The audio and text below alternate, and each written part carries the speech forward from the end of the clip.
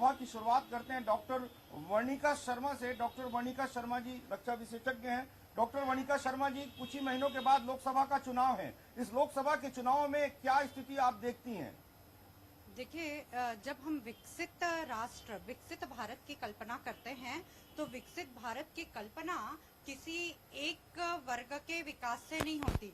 विकसित भारत की कल्पना जब की जाती है तो वो देश के सर्वांगीण विकास से की जाती है। उसमें युवा, वृद्ध, बालक, महिला, पुरुष सब एक समान परिपाटी में खड़े होकर के आते हैं।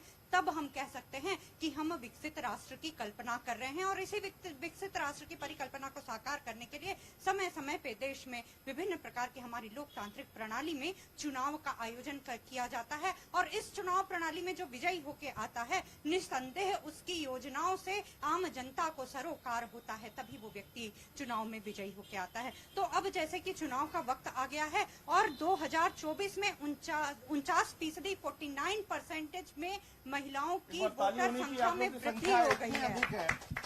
49% महिलाएं वोटरों के रूप में प्रत्यक्षित होंगी इस बार के चुनाव में।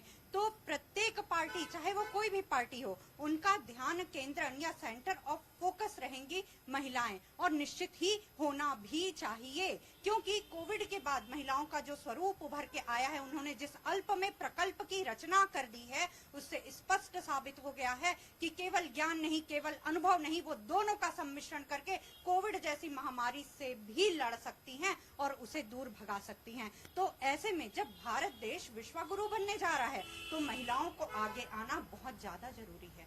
लेकिन अभी एक बात होती है कि महिलाएं आगे बढ़ेंगी।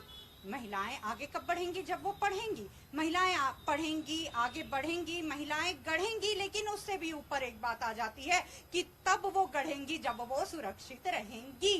तो सुरक्षित रहने के लिए कौन सा पहलू जरूरी हो जाता है?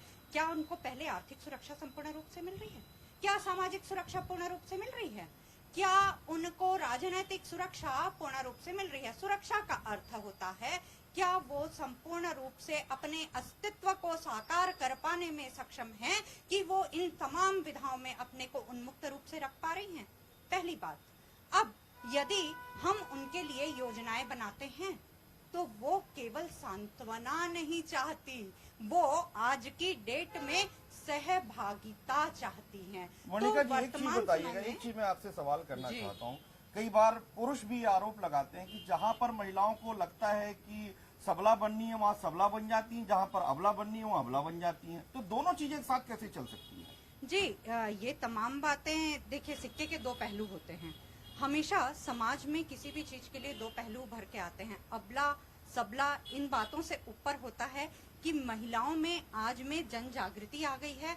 आज की महिलाएं, मैं चाहे ग्रामीण क्षेत्रों से लेकर के शहरी और महानगरीय क्षेत्रों में भी भ्रमण करके आ रही हूँ, मैं देख रही हूँ कि हर महिला इस अबला सबला से ऊपर उठ करके, जो मैंने अभी बात कही, वो सहभागिता और स्वतंत्र अस्तित्व इसलिए चाह रही हैं कि उनको सहानुभूति नहीं चाहिए है।